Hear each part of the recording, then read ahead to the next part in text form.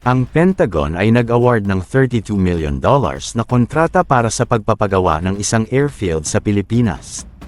Parte ito ng mas malaking US program para i-enhance at i-improve ang mga military bases ng Pilipinas, na pinondohan sa ilalim ng Pacific Deterrence Initiative o ang tinatawag na PDI. Layunin ng initiative na ito na kontrahin ang China sa buong Indo-Pacific sa pamamagitan ng pamumuhunan sa infrastructure at regional partners. Ang Basa Air Base ay makakatanggap ng bagong 625,000 square foot parking apron na kayang tumanggap ng hanggang 20 aircraft. Ang kontrata ay nagtatakda na ang proyekto ay naglalayong i-improve ang infrastructure sa base, sa kadahilanang hindi daw ito sapat para sa training activities sa pagitan ng puwersa ng US at Pilipinas. Ang ASEO na ang nanalo ng kontrata laban sa 4 pang ibang proposals para sa konstruksyon ng parking apron, shoulders, at taxiway sa Basa. Ang pondo para sa proyekto ay mula sa military construction budget ng Air Force fiscal year 2021 at 2024, na umabot sa $3.5 million at $29.4 million. Ayon sa reports, inaasahang matatapos ang upgrade pagsapit ng Hulyo 2026.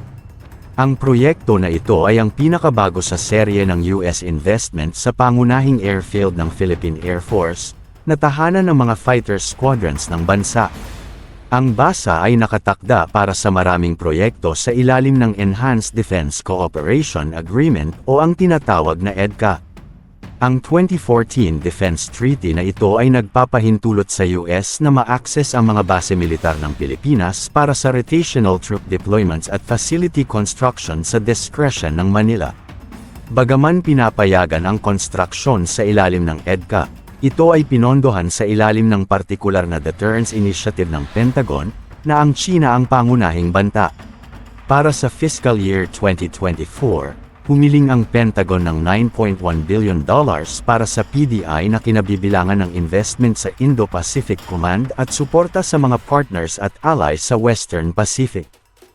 Ang mga base sa Australia at Northern Mariana Islands ay tumanggap din ng PDI funds para sa pagpapabuti ng kanilang militar. Sinabi ng US Air Force na ang mga investments na ito ay kinakailangan upang mapanatili ang training at modernization efforts para sa mga counterpart ng Pilipinas. Bagaman sinasabi sa budget documents na ang Philippine Air Force ay kasalukuyang nagmo-modernize sa Basa, kulang pa rin ito ng sapat na aircraft parking space para sa mga US aircrafts. Ang EDCA agreement na orihinal na sumasaklaw sa 5 military bases sa buong Philippine Archipelago ay pinalawak sa Siyam noong 2023. Sa $82 million na na-invest sa EDCA sites mula 2014 hanggang 2023, $66 million ang naitalaga sa Basa. Kasama sa mga proyekto sa Basa ang Humanitarian Assistance Warehouse, runway renovation, at command facilities. Noong nakaraan, nag-deploy ang Marine Corps ng unarmed MQ-9A Reaper drones sa Basa para sa reconnaissance at intelligence sharing support sa pagitan ng US at Philippine forces. Bagaman hindi tinukoy ang bilang ng drones na na-deploy, ang mga container para sa transportasyon ng drones ay makikita sa likod ng Air Defense Alert Command hangars ng base. Kamakailan ay inanunsyo ng mga senior US officials ang karagdagang $28 million sa EDCA funding, bukod sa $500 million na investment sa foreign military financing para sa modernization ng Armed Forces of the Philippines at Philippine Coast Guard na inanunsyo noong nakaraang buwan sa 2+2 Ministerial Dialogue sa Manila. Ang bagong pondo ay sumasaklaw sa mga proyekto sa 7 sa 9 na EDCA sites.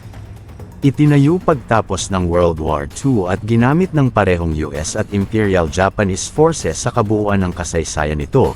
Ang Basa ay ngayon ang tahanan ng tanging fighter squadron ng Pilipinas na may 12th Korean-made FA-50PH Fighting Eagles. Ang mga fighter jets na ito ang bumubuo sa core ng limitadong air defense capability ng bansa at nagtitrain taon-taon kasama ang mga US counterparts.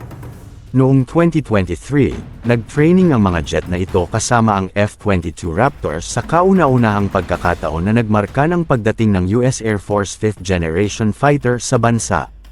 Habang umuusad ang Manila sa military modernization nito, Inaasahang pipili ang Philippine Air Force ng jet para sa multi-role fighter program nito.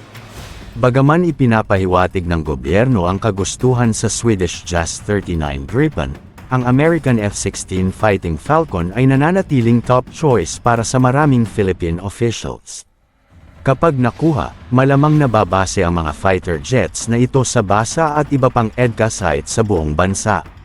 Parehong sinabi ng dalawang bansa na ang EDCA ay sumusuporta sa modernization ng military ng Pilipinas sa pamamagitan ng bagong infrastructure at pinataas na training activities kasama ang mga puwersa ng US. Ang investment sa mga base ay tumaas sa mga nakaraang taon dahil sa pagtaas ng tensyon sa pagitan ng Manila at Beijing sa mga isyu sa South China Sea, partikular sa paligid ng Second Thomas Shoal at ang resupply ng Philippine Marine Garrison. Ang Department of National Defense ng Pilipinas ay nag-anunsyo na ang mga future military facilities na pinondohan ng US ay susuporta sa modernization efforts ng bansa. Kasama sa mga facilities ang mga runway, communication systems, fueling stations, at iba pang infrastructure. Noong Nobyembre, natapos ng dalawang bansa ang renovation at extension ng runway sa Basa Air Base. Ang upgrade na ito ay nagpapahintulot sa mga mas malalaking logistical aircraft na mag-operate mula sa site. Plano ng US na itaas ang kanilang EDCA investment sa higit $100 million sa hinaharap. Isa pang malaking proyekto na pinondohan ng US ay ang pagdevelop ng isang major seaport sa Batanes. Ang port na ito ay ididisenyo upang tumanggap ng malalaking military vessels at support facilities para sa mga crisis situations, kasama ang humanitarian at disaster relief. Ang Batanes ang pinakahilagang bahagi na inhabited island sa Pilipinas, na matatagpuan mga 200 kilometro o 125 miles mula sa Taiwan. Sa gitna ng patuloy na tensyon sa pagitan ng China at Pilipinas sa South China Sea, nagbabala ang China sa Pilipinas tungkol sa kanilang mga aktibidad sa Batanes, pero binibigyang diin ng mga opisyal ng Pilipinas ang strategic importance ng isla at iniutos ang pagtaas ng military presence doon. Ang desisyong ito ay tila bahagi ng mas malawak na estratehiya upang palakasin ang depensa sa rehiyon. Ang Bashi Channel, na nasa pagitan ng Batanes at Taiwan, ay isang mahalagang choke point para sa maritime traffic sa pagitan ng Western Pacific at South China Sea na maaaring maging strategic area kung magkaroon ng conflict. Noong October 2023, binuksan ng Philippine Navy ang isang naval detachment sa Mavules Island sa Batanes, na matatagpuan 100 kilometro mula sa Taiwan. Ang isla na ito ay nag-host ng bilateral maritime patrol kasama ang US noong Nobyembre ng nakaraang taon. Dagdag pa rito, nagtatag ang Pilipinas ng isang Coast Guard post sa Itbayat Island, ang pinakamalayong hilagang isla ng bansa, upang mapalakas ang seguridad bilang tugon sa military buildup ng China malapit sa Taiwan sa nakaraang 2 taon. Ang outpost na ito ay mangungulekta ng mahalagang maritime data at intelligence upang labanan ang mga banta tulad ng illegal trade, trafficking, piracy, at foreign intrusions. Ang Itbayat ay matatagpuan mga 150 kilometro o 93 miles mula sa southern coast ng Taiwan at nasa Luzon Strait, isang critical international waterway na may potensyal para sa regional conflict. Ang isla ay nag-host din ng joint military exercises sa pagitan ng Pilipinas at US mula April 22 to May 10, na kinabibilangan ng mahigit 16,000 troops. Pinayagan din ng Pilipinas ang US military na makagamit ng base sa hilagang baybayin ng Luzon at isang kalapit na airport bilang bahagi ng Defense Cooperation Agreement. Bilang tugon sa pagtatayo ng China ng mga artificial islands at military installations sa mga katubigan malapit sa Pilipinas, pinalalim ng gobyerno ng Pilipinas ang kanilang security alliances sa iba't ibang Asian at Western countries. Sa ilalim ng 2024 Defense Pact, binigyan ang US ng access sa mas maraming base ng Pilipinas. Kasama dito ang mga major joint military exercises na ginanap noong nakaraang taon na kinabibilangan ng missile at artillery drills upang mapigilan ang simulated seaborne invasion.